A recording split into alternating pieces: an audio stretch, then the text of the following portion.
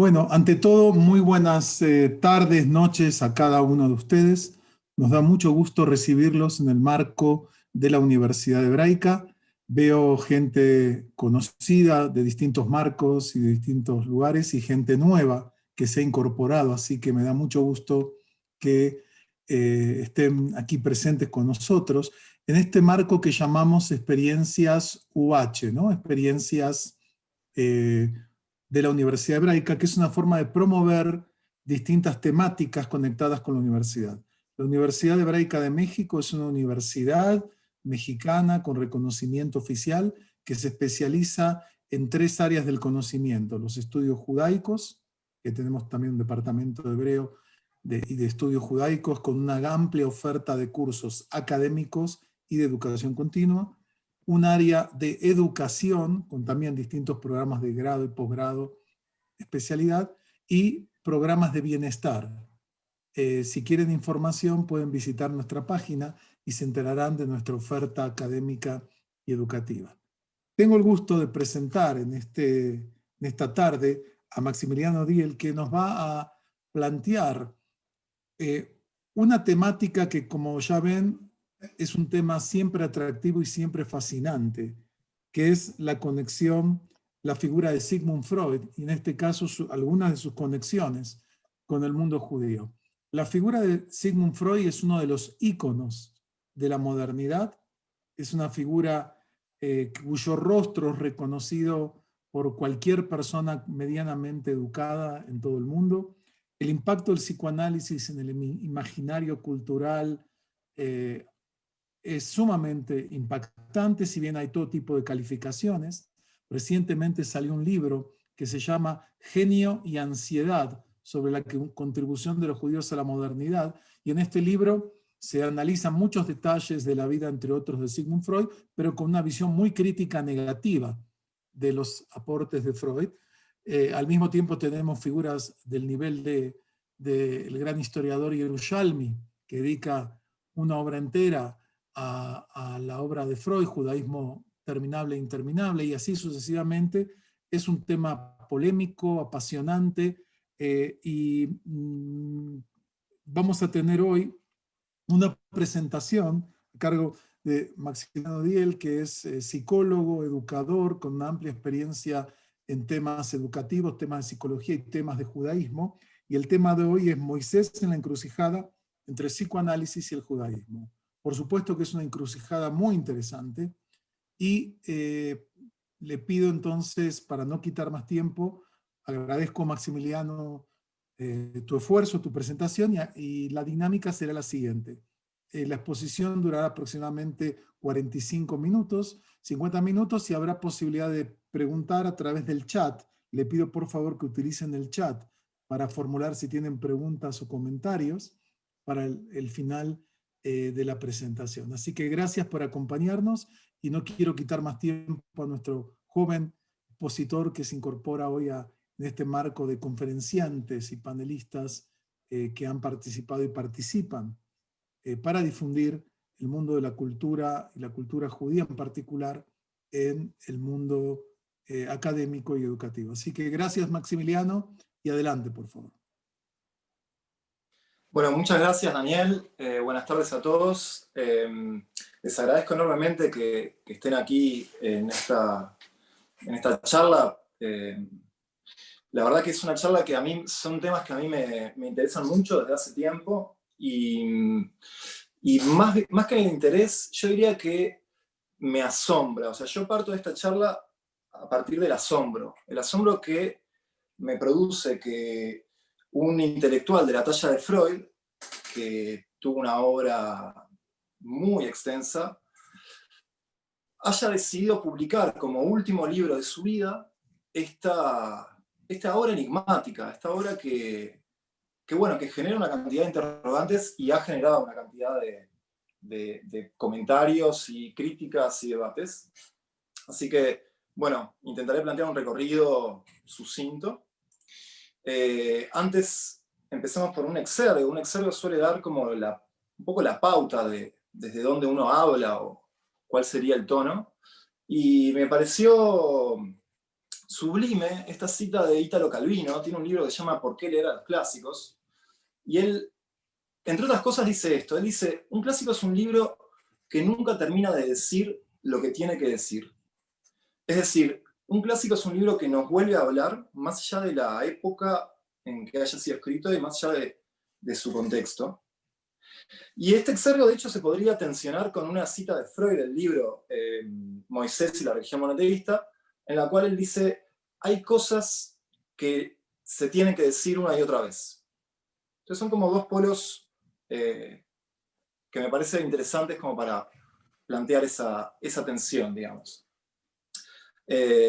A grandes rasgos, les comento también que esta charla en realidad también es como una charla media programática, en el sentido de que podría llegar a ser digamos, esto se podría llegar a convertir en un curso y creo que valdría la pena profundizar en muchos de estos temas. De hecho, yo tenía pensado hacer todo un recorrido por la arqueología y la filología y la mitología, que no será posible por la extensión de la charla, pero por lo menos aquí les presento un poco de qué hablaríamos, ¿no? Moisés, en primer lugar, desde una perspectiva judía, ver un poco qué comentarios hizo Freud, qué lectura hizo de eso, y los debates que generó posteriormente, ¿no? Desde el campo judío hay dos grandes grupos de fuentes, llamémosle, las fuentes más tradicionales, el Tanaj, Torá, Nevi'im, Uktubim. Explicar cada uno de estos términos sería un poco engorroso. Siempre está Google para quien le interese. El Talmud, que es el comentario, es una obra monumental, es el comentario del Tanaj, justamente. Y la Kabbalah, a mí personalmente me gustan mucho los desarrollos de Gershom Scholem, creo que es uno de los intelectuales más claros respecto al campo de la Kabbalah. Pero también tenemos fuentes no tan tradicionales. Flavio Josefo, por ejemplo, es un tipo interesante, polémico también, que escribe en sus Antigüedades de los Judíos, le dedica unos cuantos capítulos a Moisés. Y me gustaría hablar de algunos exégetas modernos y de la versión de Thomas Mann. ¿Por qué Thomas Mann? Bueno, Thomas Mann era un amigo íntimo de Freud y Freud de alguna manera hace referencia a que su libro estaría en diálogo con él. Y creo que para resaltar la importancia de Moisés, podemos citar la penúltima frase de la Torá, del Pentateuco, que es que no apareció ningún otro profeta en Israel como Moisés, a quien el Eterno había tratado cara a cara. Panim, el panim, en hebreo, es una expresión fuerte esta, ¿no? O sea, no hubo otro como él, y creo que acá también hay un detalle que es muy relevante, y es que, según la tradición judía, Moisés fue un profeta, no fue un Mesías. Creo que eso es algo a destacar, porque me parece que la lectura que hizo el cristianismo va en otra vía. Entonces, para plantear un poco las fuentes, me permito mostrar a este personaje enigmático, que quizás alguien lo haya oído nombrar, se llama Monsieur Shoshaní, es uno de los sabios así enigmáticos que ha tenido el siglo XX, que por algún motivo que nadie entiende vino a morir a Uruguay, y él fue el profesor tanto de Elie Wiesel como de Manuel Levinas, ambos comentaristas interesantes de la Torá y el Talmud, y ellos lo reconocen bastante. De hecho, Levinas, en algún pasaje, dice que Shoshaní tenía la capacidad de dar 120 interpretaciones distintas de un versículo que se repite una y otra vez en la Torá, que es y Dios habló y le dijo a Moisés. Ese versículo, Shoshaní lo daba vueltas una y otra vez. Y Wiesel dice que Moisés cambió el curso de la historia. Su aparición señaló una línea de demarcación, una encrucijada decisiva. Esta expresión me gustó, por eso el título de la conferencia, ¿no? Una encrucijada decisiva. Después de él nada volvió a ser como antes. Y algo que es importante también es que en las fuentes judías se habla de que la ley es la ley de Moisés. De hecho, en el Talmud, cuando hay una discusión, la manera de zanjar la discusión es decir, y esta fue la ley de Moisés. Es decir, cuando se llega a ese punto, es el argumento final y se termina la discusión. Y esto también me pareció una nota de color interesante. Según el Midrash, todas las preguntas que algún discípulo alguna vez puede hacerle a su maestro, Moisés ya las oyó en el Sinaí. Es una expresión bastante totalizante, si se quiere, pero al mismo tiempo me parece que apunta a dar la magnitud de lo que fue la sabiduría mosaica. A grandes rasgos, esto es un recorte que hago muy sucinto de la lectura que hace Elie Wiesel. Elie Wiesel se basa en una cantidad de fuentes talmúdicas y hace énfasis en distintos aspectos. Por ejemplo, Moisés era un tipo que tenía cambios de humor, tenía muchos defectos, se casó, por ejemplo, con la hija de un sacerdote pagano, Madianita, se alejó de su pueblo, se ocultó su identidad, es decir, en una escena él no dice que es judío. Era un pésimo orador, era tartamudo. Algunos lo describen como excesivamente violento. Esto Freud lo va a destacar. Esa especie de contradicción entre, por un lado, parece que era el hombre más humilde y paciente de la Tierra, y al mismo tiempo parece que era un tipo un poco iracundo, ¿no? Bueno, así lo plantea al menos Miguel Ángel, ¿no? En esa estatua magnánima que aparece que aparecía al principio, ¿no? De alguna manera, Wiesel destaca que su gran virtud era la gratitud. Él fue muy agradecido con la hija del faraón, Moisés tenía 10 nombres y él usó el nombre que le puso la hija del faraón. Él fue agradecido con el Nilo. De hecho, cuando tiene que convertir el agua en sangre, le pide a su hermano Aarón que lo haga. Y cuando se tiene que enfrentar el pueblo israelita a Madián, le pide a su segundo, Yoshua, que dirija la guerra. Es decir, él no quiere enfrentarse al pueblo que le dio refugio cuando tuvo que huir. Wiesel destaca también que fue extranjero en 3 acepciones. Esto a mí me gusta mucho. La idea de que fue extranjero para los egipcios, también fue extranjero para los hebreos, y también fue extranjero para sí mismo. Creo que la figura de la extranjería es una figura que hay que destacar, ¿no? Y bueno, las relaciones tensas que tenía constantemente con su pueblo, Wiesel se pregunta si la prohibición de entrar a la tierra prometida no fuera más una recompensa que un castigo. Pasemos a lo que dice Martin Buber, mucho más contemporáneo a Freud, quiero decir. Él saca el libro unos años después que Freud no le gusta nada, como a la mayoría de la gente no le gustó el libro de Freud. Y Buber, lo que quiero destacar es un método de lectura. Me parece que está bueno que él insista en cómo lee la Biblia, y es un método que desarrolló junto a otro de los grandes filósofos de la cultura judía del siglo XX, que fue Franz Rosenzweig. Y él va a prestar especial atención al ritmo, a la idea de las repeticiones y los ritmos, que es algo intraducible, y que varias décadas después, un intelectual francés, un lingüista que se llama Henri Mechonic, va a destacar esto del ritmo del poema bíblico. A grandes rasgos, lo que me parece destacable, lo que va a insistir Buber, es de que tanto la leyenda como la historiografía parten del acontecimiento. Y en ese sentido él dice que cuando un pueblo se encuentra con un proceso trascendental al extremo de que el pueblo no lo puede relacionar ni con su propio proyecto, ni con sus propios logros, esto, de alguna manera, para explicarlo, tiene que ver la intervención de poderes divinos, ¿no? Y que ese hecho es sustancia histórica genuina. Es decir, la explicación que se le da a lo incomprensible. Me gustaría también destacar lo que va a plantear Thomas Mann. Yo les decía, Thomas Mann en la década del 30 escribió una tetralogía súper interesante que se llama José y sus hermanos. 2 de estos libros los leyó Freud, luego murió y no pudo ver la continuación. Y unos años después, Thomas Mann va a hacer una narrativa sobre la saga de Moisés y el Éxodo y el deambular por el desierto, pero lo va a hacer desde un punto de vista realista, es decir, va a intentar encontrarle explicaciones naturales a las plagas como efecto del Nilo, o la idea de que el maná en realidad era un hongo que crecía en el desierto.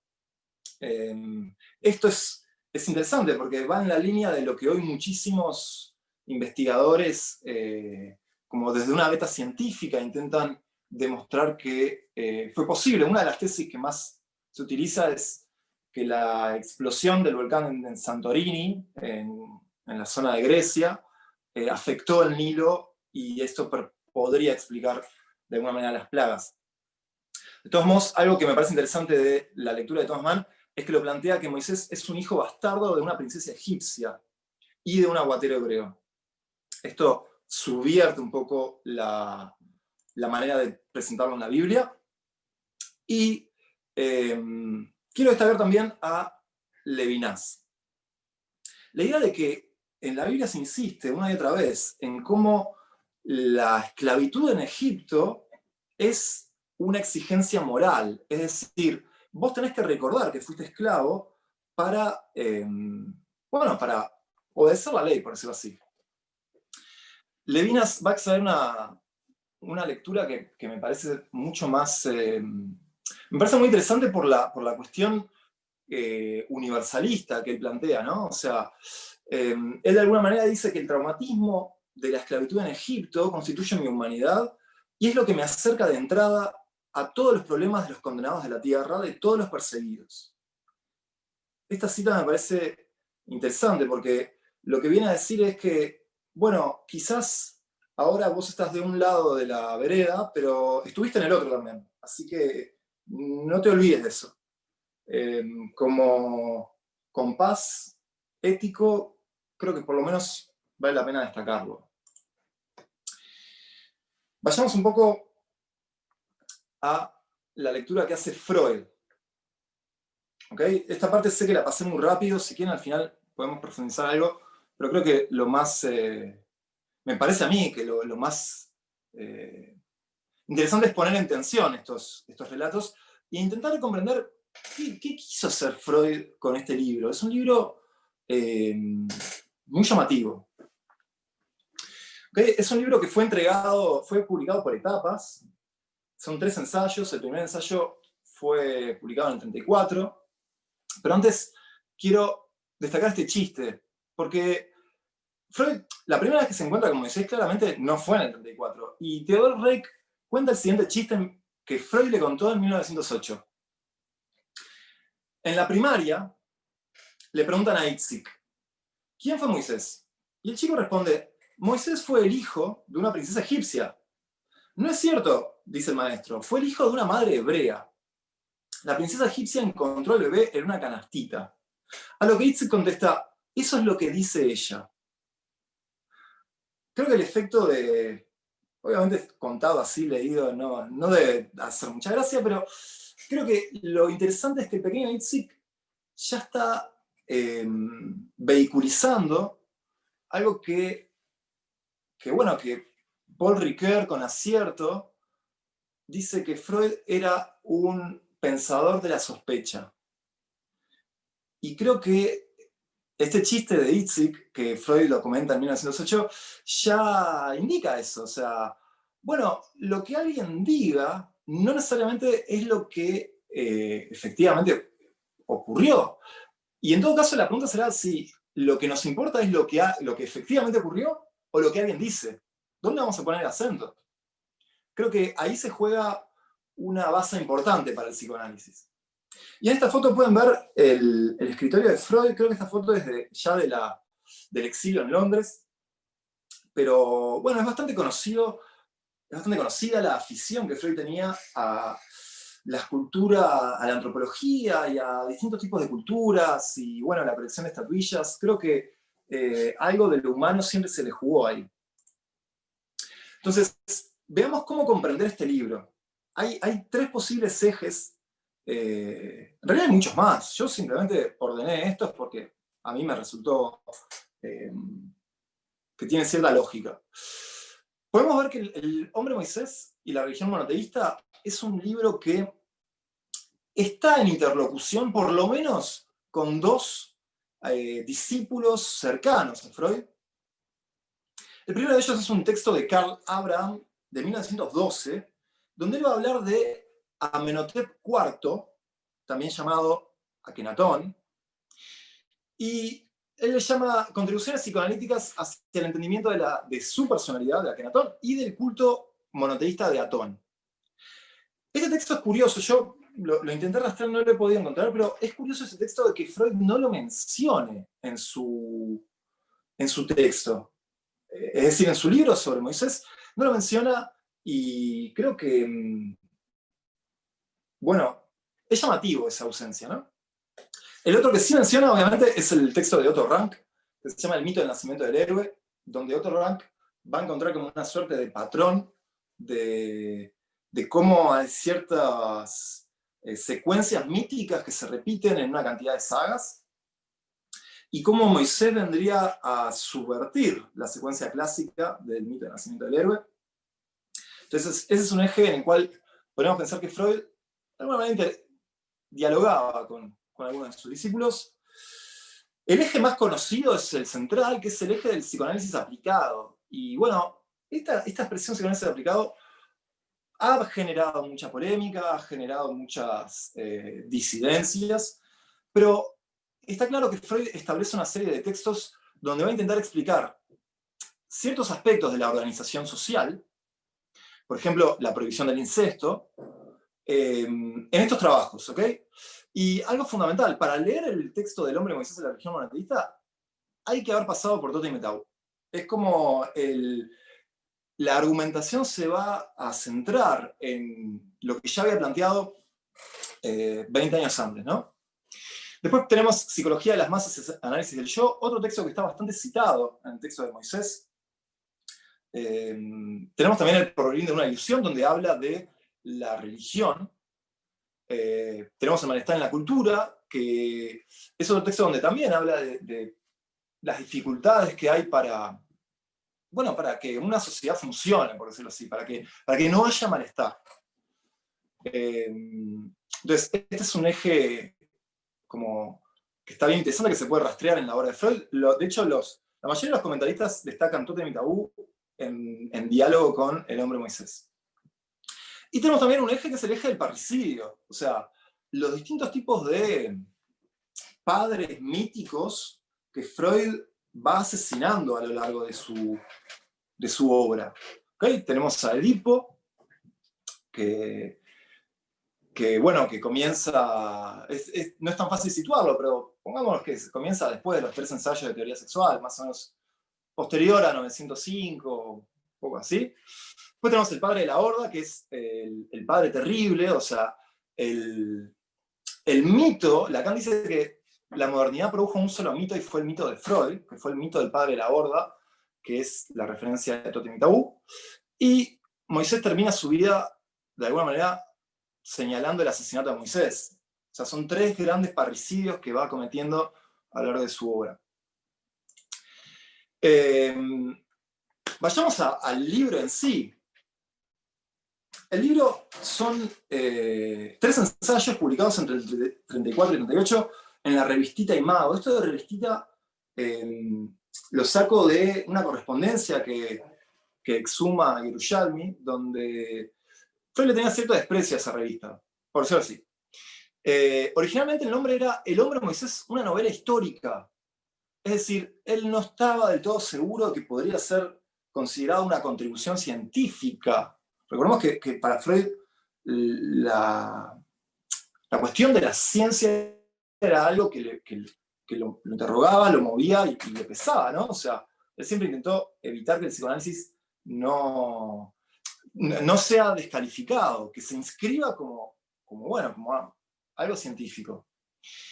Y en el año 34 él descarta este título y le escribe a Eitingon, que está en Jerusalén, un psicoanalista llegado a él, le dice: no soy bueno para las novelas históricas, dejémoselas a Thomas Mann. Y acá evidentemente se está refiriendo a lo que les mencionaba antes, que era la tetralogía de José y sus hermanos, que para ese entonces ya tenía publicado 2 tomos. Mencionamos algo del título. Esto lo menciona Ian Assman, que es un egiptólogo interesante, que discute un poco el texto, y él dice: el hombre Moisés es una traducción literal del versículo de Éxodo 11:3, Aish Moshe. Es una expresión que aparece pocas veces en la Biblia, Y es una expresión llamativa porque contrasta con el trato significativamente familiar que hasta ese momento el relato sostenía. Hasta ese momento el relato sostiene una cierta cercanía con Moisés, que de repente aparece como Aish Moshe, tipo, con una cierta distancia. Y es el único versículo, esto también lo destaca Ason, que creo que es interesante, es el único versículo que habla de la posición encumbrada que tenía Moisés frente a los egipcios. Si alguien va a chequear esa cita, va a poder ver que ahí se dice que, bueno, que Moisés era recibido por los egipcios porque tenía, tenía un buen nombre, por decirlo así. Y Freud, de alguna manera, entre las muchas preguntas que se plantea, hay dos como que recorren la obra, recorren a lo largo de los 3 ensayos y los recorren insistentemente. Que es, Freud intenta explicar cómo es que los judíos llegaron a tener ese carácter. Y por carácter, él se refiere especialmente a la alta estima que tienen de sí mismos los judíos y su interés por lo intelectual.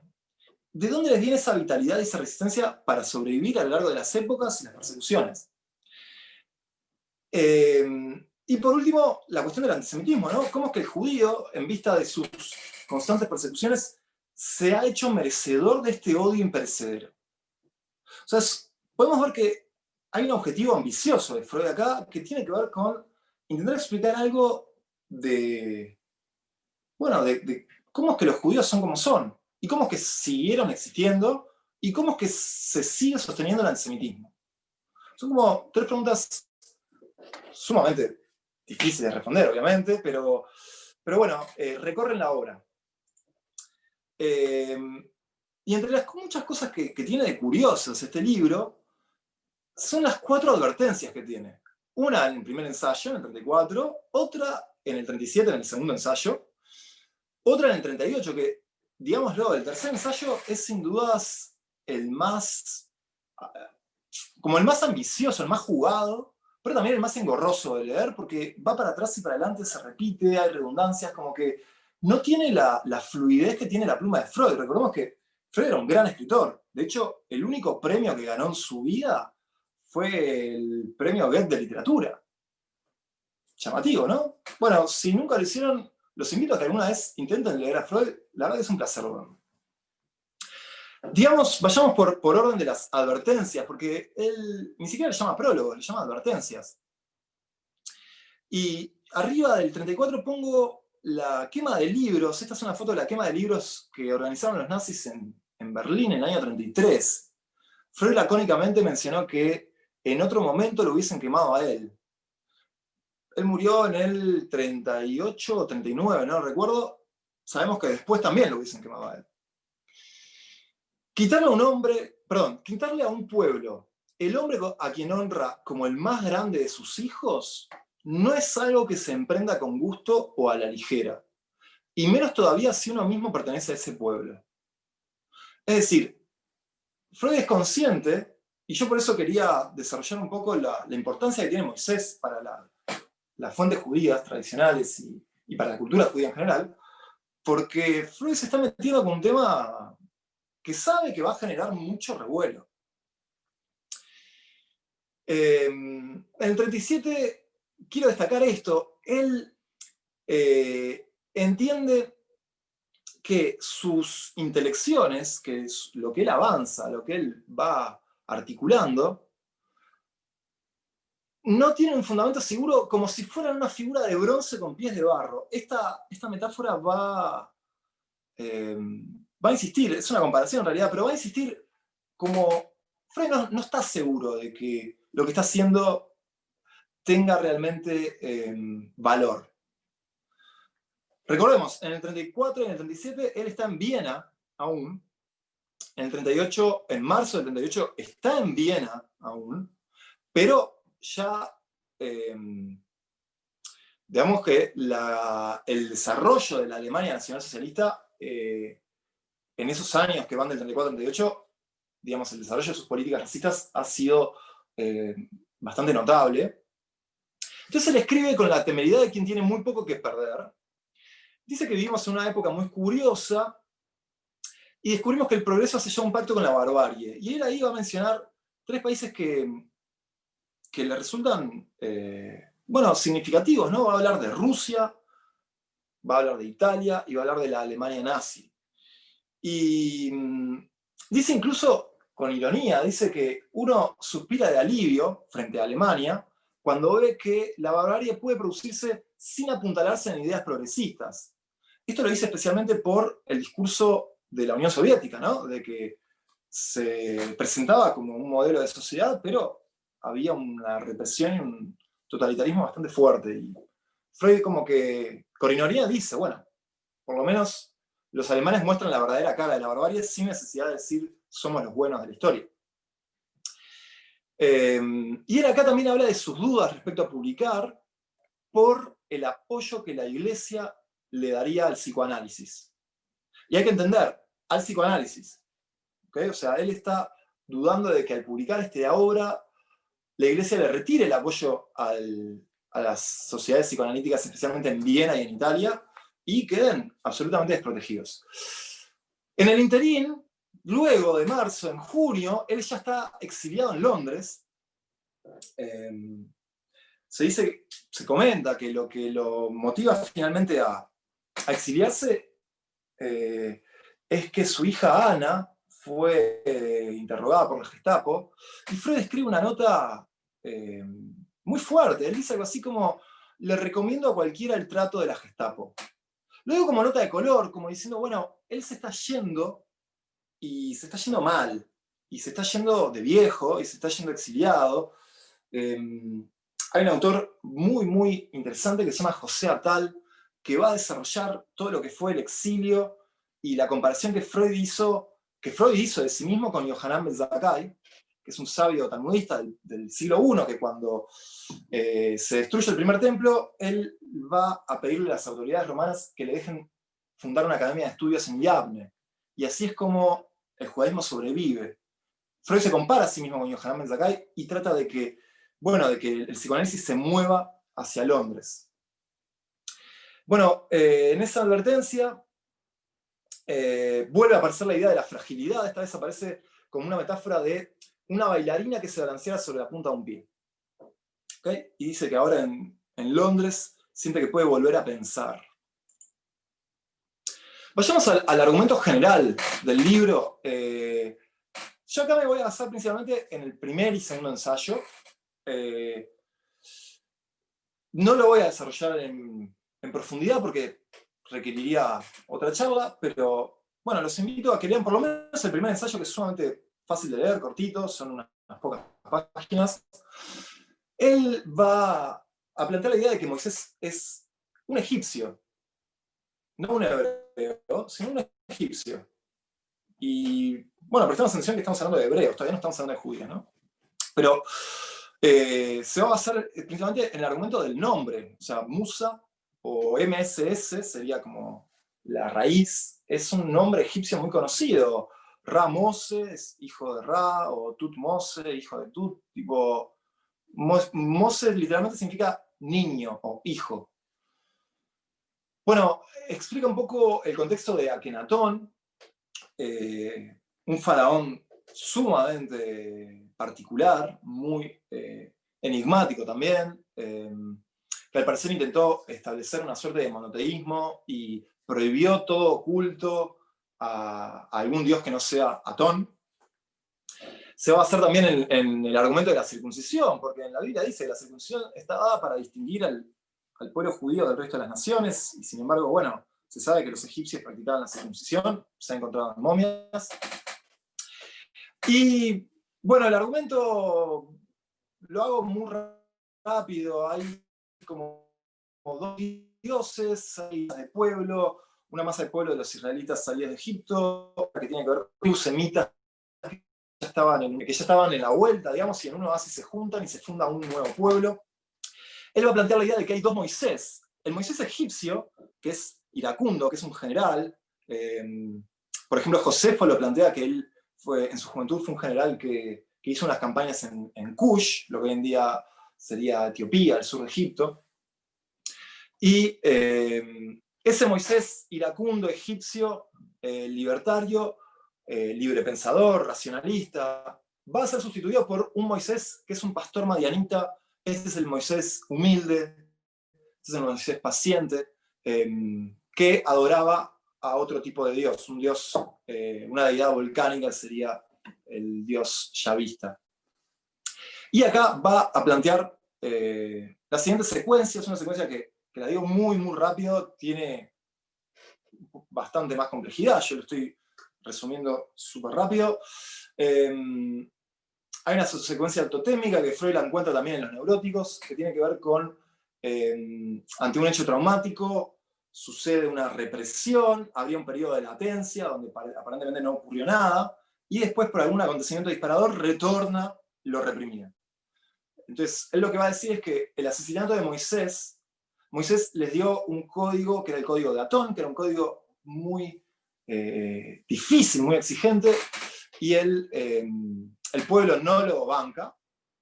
Se va a basar en Schelling, Ernest Schelling, un historiador, para sostener la idea de que Moisés fue asesinado. De hecho, por ejemplo, en el libro Números, no me acuerdo en qué versículo, está la idea de que Moisés y Aarón fueron apedreados por el pueblo y apareció Dios y los protegió. O sea, ese tipo de indicios a Moisés le da la pauta de que, bueno, efectivamente fue asesinado, eso fue reprimido, y pasan unos cuantos siglos hasta que el mensaje mosaico, que en realidad sería el mensaje de Atón, vuelve bajo la palabra de los profetas. ¿Okay? Hay que destacar que para Freud el monoteísmo es un progreso en la espiritualidad. Esta palabra de difícil traducción, Hasty-Gates, espiritualidad, subjetividad, interioridad. El monoteísmo es un progreso en ella e implica, y Freud también va a insistir en esto, implica una renuncia de lo pulsional. Insiste, por ejemplo, en la idea de que un Dios que no se ve y que no se puede representar en imágenes, es intelectualmente, implica un salto cualitativo intelectualmente frente a un Dios que es una representación, es un tótem, es una figura a la cual hay que rendirles sacrificios. Me interesa destacar algunos puntos que él va a intentar responder a esta pregunta sobre antisemitismo. Él, obviamente, al principio recurre a este planteo, que es un planteo muy freudiano, que yo creo que a Freud muchas veces se lo lee de una manera muy lineal y en realidad es bastante más complejo que eso lineal que trascendió en la cultura. Y él dice que los fenómenos psíquicos son siempre multicausales. No hay una linealidad de causa y efecto, hay una convergencia de factores que hacen que algo ocurra. Entonces él dice, el odio a los judíos es imposible que tenga solo un fundamento. Y él va a intentar destacar, va a pasar de los más manifiestos a lo que él entiende como los más inconscientes, si se quiere. Lo que es llamativo, esto es una pregunta que yo me hago, es cómo Freud en esta parte no se apoya en Spinoza. Spinoza va a decir, dijo en realidad, siglos antes, algo muy similar a lo que él está planteando acá. La extranjería, la circuncisión, la segregación, el creerse el pueblo elegido, todo eso Spinoza lo va a destacar. Y recordemos que Spinoza es considerado el iniciador, el primer moderno que hace una lectura crítica de la Biblia, o sea, el que inicia, digamos, la crítica bíblica moderna.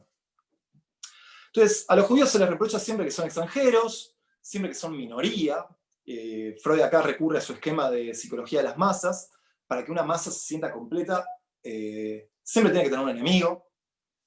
Hay un planteo que extrema un poco la cuestión, ¿no? Cada vez que alguien dice nosotros, hay un ellos en el horizonte, implícito o explícito, al cual nos oponemos. Los judíos son diferentes de sus pueblos anfitriones, muchas veces de manera indefinible. Esto es algo también que vale la pena destacar. La intolerancia de las masas es más intensa frente a pequeñas diferencias. Esto es algo que él va a llamar el narcisismo de las pequeñas diferencias. Y creo que es algo que bueno, requiere cierto desarrollo, no lo voy a hacer ahora, pero creo que es un planteo interesante. Y desafían la lógica, o sea, ¿cómo es posible que hayan sobrevivido a las opresiones, persecuciones, y a pesar de todo eso, siguen logrando ganarse el sustento y cuando les es permitido, contribuyen a logros culturales bastante destacados. Freud en un momento dice algo así como, bueno, en la antigüedad a los judíos se los acusaba de leprosos. Esto, por ejemplo, está en el libro de Josefo, que habla, se llama Contra Apión. Y Freud deduce de eso una inversión. Dice, son leprosos porque se alejan, se segregan de nosotros como si nosotros fuésemos leprosos. Vayamos a los más específicos. Él plantea algunas ideas que obviamente bueno, que no caen bien, pero bueno, es Freud y ya era viejo y ya estaba más allá del bien y el mal. Él dice, todavía hoy los pueblos no han superado los celos frente a aquel que se presentó como el hijo primogénito y predilecto de Dios Padre. Ni más ni menos como si hubiesen dado crédito a esa pretensión. Ni más ni menos como si hubiesen dado crédito a esa pretensión, o sea, da para sonreír, ¿no? Porque es verdad, o sea, si viene alguien a decirte que es el favorito, sí, genial. Pero si vos lo crees, ahí se entra en la rivalidad. Si uno entra en el enganche imaginario que el otro le ofrece, ¿no? Insiste en esta idea de la impresión profundamente desagradable y ominosa que produjo la circuncisión, que recuerda la temida castración, que de buena gana uno se olvidaría, y hace también un argumento, una crítica que es también bastante demoledora, y dice que, bueno, que la mayor parte de los cristianos europeos son falsos conversos, tienen una delgada capa de cristianismo, pero en el fondo siguen siendo paganos. Creo que, insistamos, en los años 30 basta observar cómo se producían las demostraciones, las manifestaciones del partido nazi, para ver el fuerte influjo de paganismo que había en ellas, ¿no? Entonces él dice, en realidad son paganos, y el rencor contra los judíos es simplemente un desplazamiento. O sea, es un rencor contra los cristianos, contra el cristianismo, pero es, digamos, como es inconfesable, ese rencor se traslada hacia la fuente del cristianismo, que es el judaísmo. El hecho de que todos los evangelios tengan a protagonistas, digamos, que todos los protagonistas de los evangelios sean judíos, facilita el desplazamiento. El odio a los judíos es en el fondo odio a los cristianos. No cabe asombrarse, pues, que sin la Revolución Nacional Socialista Alemana ese íntimo vínculo haya tan nítida expresión hostil. Es decir, él dice, cómo los nazis atacan por igual a la iglesia y a los judíos es un síntoma de algo. Bueno, habrá que pensar que quizás haya algo ahí, ¿no? Y esto no lo dice Freud, lo digo yo, pero es una constatación muy, muy sencilla. Recordemos que el cristianismo hace de un judío un dios.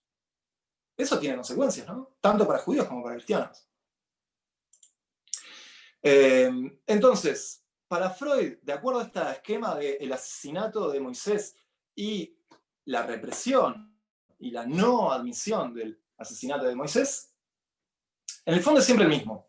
Ustedes, los judíos, no quieren admitir que han matado a Dios, el Padre primordial, y sus posteriores reencarnaciones, ¿no? Sus subrogados, Moisés, o sea, el Padre de la Horda, Moisés, etc. Mientras que nosotros, los cristianos, admitimos que matamos a Jesús, lo confesamos, y por eso fuimos purificados de esa culpa.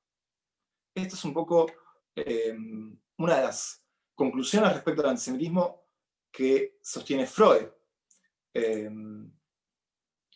Evidentemente no es el único texto en el que aborda el tema, sí es el único texto en el que lo trabaja en profundidad, pero podemos encontrar algunas referencias ya en el historial clínico del pequeño Hans, en el estudio sobre Leonardo da Vinci, en el malestar en la cultura, que ahí lo trabaja un poco más, y en su comentario sobre el antisemitismo, que es del año 38, que esa obra son 2 páginas y es brillante. Freud hace un truco retórico excelente.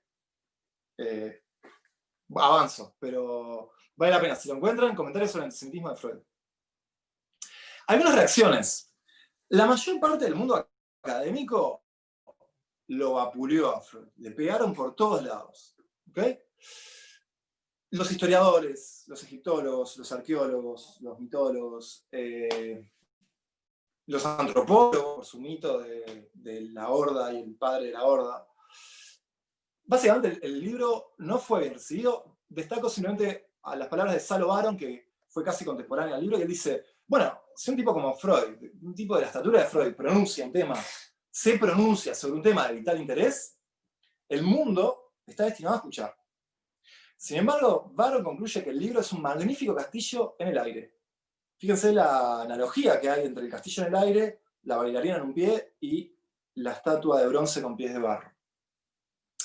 Luego Andrea Salomé, supongo que la deben conocer, mucho más conciliadora, le escribe optimista y le dice, lo que me fascinó particularmente en su visión en todas las cosas es una característica específica del retorno de lo reprimido, a saber, el modo en que retornan elementos nobles y preciosos, a pesar de haber estado entremezclados mucho tiempo con toda clase concebible de materiales. Creo que esta cita está buena porque hay que situarla en el año 35, hay que situarla en las leyes de Nuremberg, hay que situarla en el hecho de que lo que ella dice es, bueno, no solo lo malo retorna, también elementos nobles retornan. En este caso, el progreso en la espiritualidad, la renuncia pulsional, la visión racionalista que tendría el primer Moisés. Parece que es interesante porque, bueno, lo intenta dar para adelante. Evidentemente Freud estaba muy golpeado. Vayamos ahora, ya para ir redondeando, esto es algo que va a quedar un poco trunco porque hay mucho para hablar de cómo fue recibida la obra y qué se dijo de esa obra. Yo acá cito algunos de los que a mí me resultan más interesantes. Hay muchos otros, créanme que hay bibliotecas comentando esto. Voy a destacar algunos. Bueno, Lacan, voy a destacar la lectura que hace Jacques Derrida, que me parece interesante. Algún comentario de Milner, que también es un tipo interesante para mi gusto. Y el debate y el Yerushalmi de realidad, y bueno, Alush después mete un poco la cuchara. Creo que es sublime ese debate. Veremos. Lacan en algún punto se parece a Freud en el sentido de que le gustaba estar en minoría. Si toda la comunidad analítica opinaba una cosa, bueno, a él le gustaba ponerse en la oposición. Entonces él dice, bueno, parece que se insinúa que este libro viene a decir que Freud ya estaba gaga, que Freud al final de su vida ya estaba declinando intelectualmente. Y Lacan dice, no, nada me parece más firmemente articulado y conforme con todo el pensamiento anterior de Freud que esta obra. ¿Ok? Y él, bueno, lo va a trabajar, destaca principalmente esta idea de que el asesinato del padre no abre la vía del goce, de ese goce desenfrenado, pulsional, sino que, lo digo pulsional para que se entienda, son términos que tienen su complejidad. El goce no deja de estar menos prohibido a pesar de que el padre esté muerto. Es decir, el hecho de que se haya matado a Moisés no quiere decir de que el mensaje de Moisés desaparezca como por arte de magia, sino que todo lo contrario. Muchas veces el mensaje se refuerza a pesar del asesinato. O sea, a pesar del misterio de ese acto, como dice ahí. Jacques Derrida va a puntualizar algunas cosas que me parecen sumamente interesantes. Es más contemporáneo, esta lectura que él hace es del año 2000. Y él va a decir que al afirmar que Moisés era egipcio, Freud corta de raíz las tentaciones de representar la identidad judía como hereditaria y étnica. Es decir, lo que está diciendo Derrida es, el gesto de Freud es afirmar de que la identidad no se apoya en un sustrato, digamos, necesariamente biológico. ¿Ok? Tiene que ver con otras cosas, pasan otras cuestiones ahí. Freud reformula la idea de elección, le quita su mayúscula, le devuelve la humanidad, porque Freud va a sostener que fue Moisés el que eligió al pueblo judío y no fue Dios. Y Freud va a intentar evitar ser reducido a un estereotipo prefabricado. Piensen en los discursos, pensemos hoy también, pero piensen en ese momento de los discursos que intentan captar qué significa un judío, ¿no? Entonces, los discursos antisemitas, los discursos cristianos, los movimientos judíos religiosos, los movimientos sionistas. Freud se va a desmarcar de todo eso, va a decir, bueno, yo me voy a inventar una tradición judía de liberalismo y espíritu científico. Y para Derrida, esto me parece que también es una puntualización interesante. Freud podríamos decir que sí es un judío asimilado, pero no es un judío asimilado a la cultura cristiana, como tantos de sus contemporáneos, sino que él es asimilado al espíritu de la modernidad científica, que claramente no es lo mismo, y hay una distinción que me parece valiosa.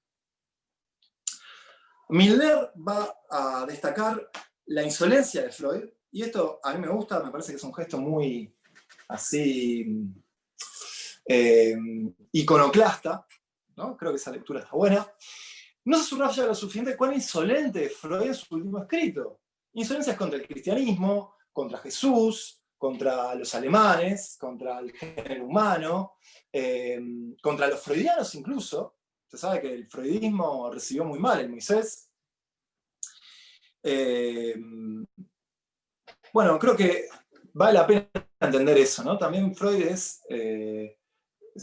en ese sentido, derriba una cantidad de posibles filiaciones, ¿no? Sobre el debate de Yerushalmi y de Derrida-Alush, lo de Alush lo pongo porque él simplemente va a escribir un artículo saludando el texto de Derrida. El debate sí es entre Yerushalmi, que escribe un libro que se llama El Moisés de Freud, Judaísmo terminable e interminable. Y el libro, la verdad que el libro es muy interesante, está muy bien documentado, tiene una cantidad de cartas inéditas y de cuestiones que lo van a... Bueno, que lo hacen un investigador de fuste. A mí me parece que como erudito, como investigador, es súper interesante. Lo extraño de este libro, y por ahí es donde Derrida, la verdad que Derrida lo va a demoler, es que el final del libro, el libro es un libro muy erudito, y al final hay un pequeño texto que se llama Monólogo con Freud, donde Yerushalmi le va a hablar al espectro de Freud, y en un gesto bastante, bueno, incomprensible quizás, le va a preguntar si no le parece que el psicoanálisis es una ciencia judía. Algo, insisto, de lo que Freud quiso desmarcarse constantemente. Todo el episodio con Jung es elocuente al respecto. Entonces, Yerushalmi, al final, en esa parte que se llama Monólogo con Freud, va a intentar establecer como tres grandes ejes: el psicoanálisis como ciencia judía, la idea de que el recuerdo es un mandato exclusivo del pueblo judío, y que la judeidad es poner el acento en el porvenir, y Derrida va a destacar la violencia de estas afirmaciones. La verdad que es demoledor la manera en que lo hace. Lo hizo en una conferencia en el año 94. Ya para ir finalizando, porque creo que ya estoy incluso un poquito pasado, pero realmente el tema da para mucho más. Me gustaría mostrarles una cita de K. ¿Quién es K? Yo supongo que la mayoría saben quién es K. La letra K en el siglo XX ha estado asociada a un autor particular, que es nada menos que Franz Kafka. Y él va a decir: parece increíble que Moisés no consiguiera ver la tierra prometida más que la víspera de su muerte. Ver la tierra prometida, ¿no? Esta suprema perspectiva no podría tener más sentido que el de representar hasta qué punto la vida humana no es más que un instante incompleto, porque ese género de vida, la espera de la tierra prometida, podría durar indefinidamente sin tener jamás por resultado algo que no fuera un instante. Moisés no alcanzó Canaán, no porque su vida fuese demasiado breve, sino porque era una vida humana. Esta idea de la espera hasta ese instante me parece una idea bastante fecunda. Walter Benjamin la va a retomar. Y como epílogo, un par de pequeñas frases del texto de Freud. Les voy a leer la última nomás, así ya cerramos. Cerramos no, pasamos un breve intercambio. Me gustaría escuchar qué opinan de esto. ¿Acaso nuestra indagación, esta es la última línea del texto de Freud, ¿ok? ¿Acaso nuestra indagación haya echado alguna luz sobre el problema de saber cómo el pueblo judío adquirió las propiedades que lo singularizan, su carácter, ¿no? Menos esclarecimiento halló otro problema, el de averiguar de qué modo pudo conservarse como una individualidad hasta nuestros días. Estos grandes, señores, lo que está Freud preguntándose es algo que asombra, y es: ¿cómo puede ser que sigan existiendo los judíos? Es una pregunta que se mantiene muchos autores la han intentado abordar, y creo que no es menor que el último texto de Freud publicado en vida termine con esta pregunta: ¿cómo puede ser que los judíos se hayan conservado a lo largo del tiempo? Esta es un poco la bibliografía que utilicé para esta brevísima charla. La verdad que sería un placer poder desarrollarla en otro contexto, con un poco más de tiempo.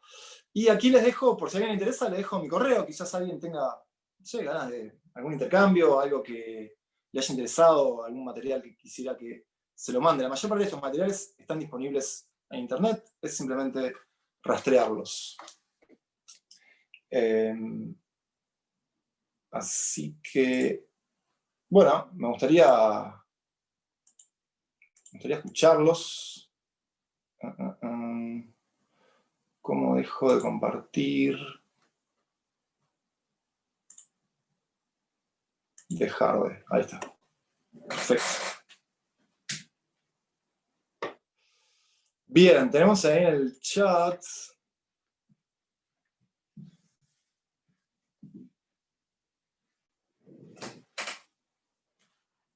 Ok.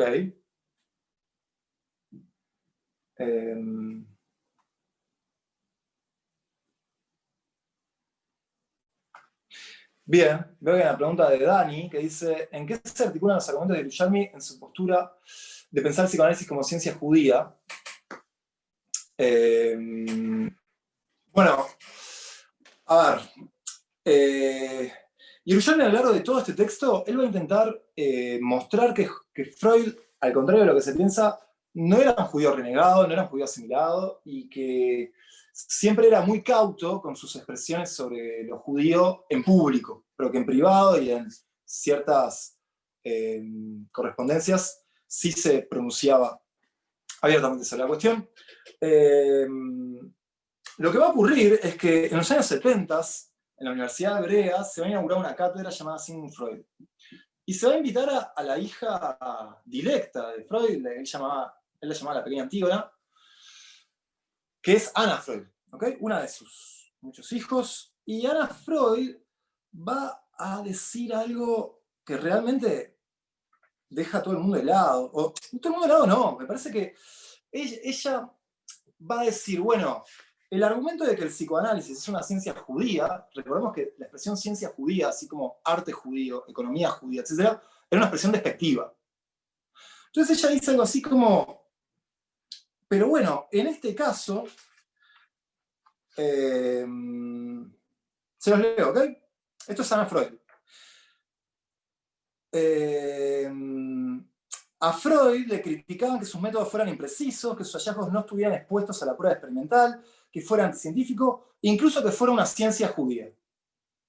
Aunque los otros comentarios despectivos pueden ser evaluados, creo que es la connotación mencionada en el último término la que, en las presentes circunstancias, puede servir como título de honor. Eso dice Anna Freud en los 70, o sea, 40 años después de que murió su padre, Anna Freud dice eso.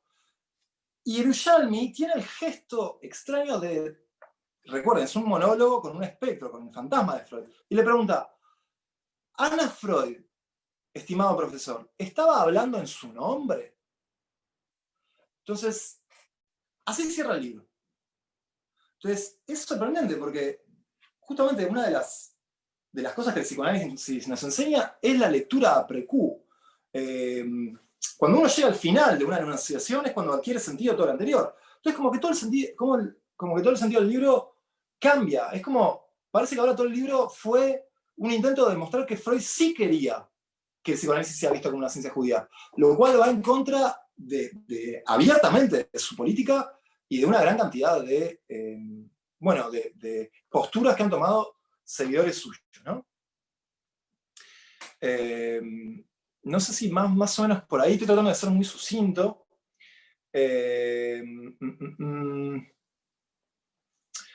Ok, muchas gracias a los que me felicitan. La verdad que sí hay un cierto gusto a poco, ¿no? O sea, son horas y horas de investigación para exponerlas tan brevemente, pero Pero tiene algo bueno eso quizás, y es que, bueno, que pueda enganchar, que pueda despertar cierta curiosidad, ¿no? La posibilidad de decir, bueno, está todo este campo de estudios, esta tensión entre dos campos de estudios, quizás valga la pena meterse en ella, ¿no?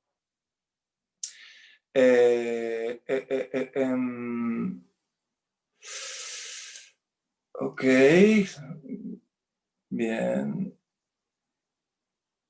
bien, bien, bien. Sobre la historicidad de Moisés, creo que hay que decir algo. Esto es una de las cosas que yo salteé, pero voy a decir dos palabras sobre esto. Destacar que es un movimiento que Freud hace subrepticiamente en este libro, y es distinguir entre la verdad como una verdad, digamos, de hecho, y la verdad como una efectiva. Esto es algo que el psicoanálisis lo va a tomar. Me parece que quien más va a hacer énfasis en esto va a ser Lacan. Va a decir, lo que importa, o sea, algo no tiene que haber ocurrido realmente para que genere efectos en la subjetividad de alguien. Es decir, si alguien habla de lo que ocurre, digamos, en su vida, yo no tengo que ir a comprobar si eso realmente ocurrió o no. Entonces, el punto acá es que Freud lo que viene a decir es, de alguna manera, la historicidad de Moisés, que esa fue toda la parte que yo salteé, que de hecho ni la incluí en esta presentación, que tiene que ver con la arqueología. Hoy en día la arqueología lo que dice es que el éxodo no existió, no hay pruebas para eso. Les recomiendo un libro, quizás el libro más fácil de acceder, está en internet, publicado por un montón de gente. Es un libro de Israel Finkelstein, que es un arqueólogo israelí, que se llama La Biblia desenterrada. ¿Okay? Creo que el capítulo 2 o 3 habla de bueno, ¿qué evidencia hay para demostrar que hubo israelitas en Egipto, que fueron liberados, que deambulaban por el desierto y que conquistaron violentamente Canaán? No hay evidencia. Se ha rastreado, dice que se ha invertido un montón de dinero en rastrear todo el Sinaí y no se ha encontrado. Entonces, la cuestión de la historicidad me parece que deja de ser una, llamémoslo así, deja de ser una verdad de correspondencia, la noción clásica, por decirlo de verdad, entre lo que digo y la cosa, y pasa a ser una cuestión de, bueno, ¿qué efectos pudo haber tenido en el pueblo judío el asesinato y la posterior represión de Moisés? Freud acá va a encontrar una de las puntas para explicar la famosa culpa judía, que es algo de lo cual cualquier humorista hace gala, ¿no? Bueno, la explicación que le da Freud creo que resulta interesante por su articulación lógica. Estamos hablando de una verdad, justamente una verdad lógica, no una verdad material, fáctica, por decirlo de alguna manera. Ok. Bien, bien, bien.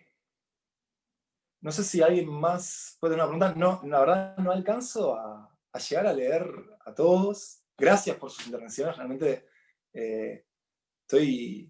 para empezar, estoy sorprendido de la cantidad de gente que se ha acercado a escuchar esto. Creo que es un tema que, bueno, que por lo menos conmueve, ¿no? O mueve hacia algo.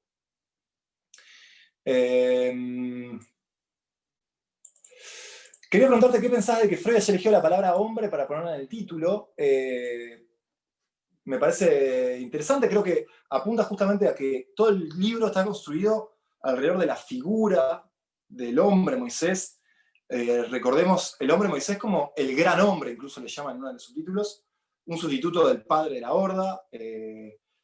Y creo que tampoco es casualidad que, bueno, esto que lo encuentra Ian Assman, ¿no? De cómo hay un versículo donde se habla de la figura encumbrada que Moisés tenía frente a los egipcios, y que creo que le vendría a dar ese versículo le da cierto sustento a la idea de que, bueno, de que si Moisés hubiese sido un hebreo, la soberbia egipcia probablemente no le hubiese dado, sin duda no se hubiese reunido con un faraón, ¿no? Eso ni que hablar. Bien. Ok.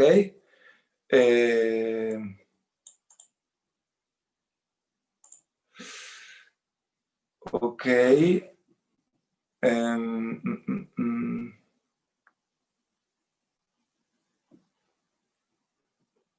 La verdad, me están tirando centros. Pablo Cunha me tiró un centro divino, pero es meterse, no sé, o sea, no sé hasta qué punto vale la pena meternos en digamos, los meandros y los recovecos de una discusión psicoanalítica. Me encantaría quizás, bueno, la idea de esta conferencia es que sea como más panorámica, de exposición, etcétera. Sí, claro. Ahí.